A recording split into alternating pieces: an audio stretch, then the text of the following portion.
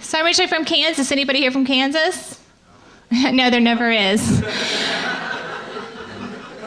I don't think they know they can leave. I'm going to call them after the show. Yeah, just get in the truck and drive.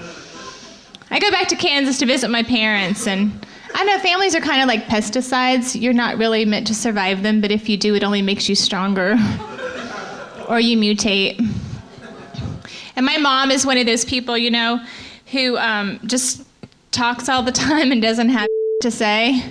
She's like a member of Talkaholic Anonymous, and those meetings last forever. Thank you. So it's hard, though, living in Los Angeles after growing up in Kansas, because, like, everybody in Los Angeles is in therapy or they take medication to be nicer. My friend Shelly takes this stuff called Prozac. Yeah, it totally doesn't work for her. It turns out she's just a bitch. And then I have trouble dating here in Los Angeles, and I don't know if it's because the guys are flaky or because I'm married. Yeah, actually, I had to get married. I needed some yard work done. Yeah, I married this really sophisticated guy from Kentucky.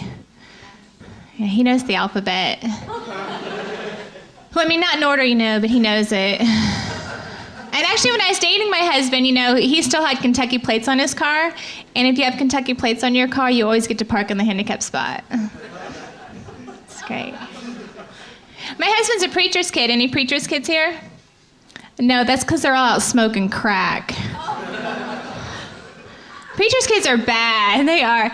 And I've been married for a really long time. Marriage is just so predictable. My husband comes home from work every day. I think he's in a rut. But thanks, by applause, how many people here are married?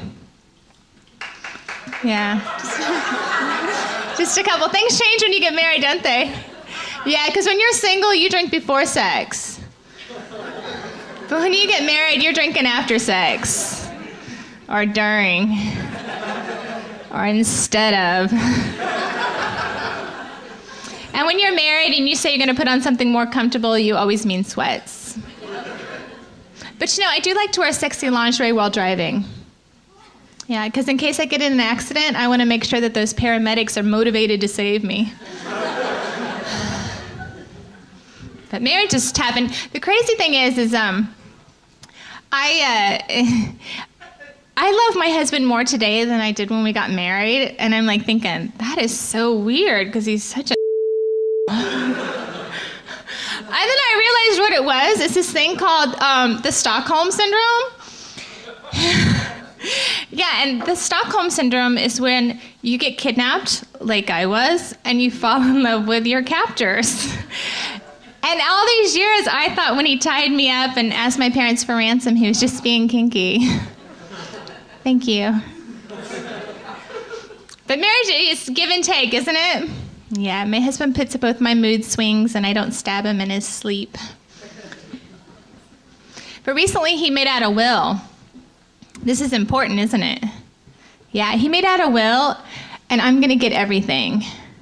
So I'm like, oh, that is so sweet. I have to be nice to him now. So I'm lighting his cigarettes, mixing him drinks on the way to work. And a lot of my single friends think that marriage is a prison. And I'm like, yeah, marriage is a correctional institution. And it all starts the day you get married, because your vows are kind of like your Miranda Rights. You have the right to remain silent. Anything you say or do can and will be used against you again and again and again.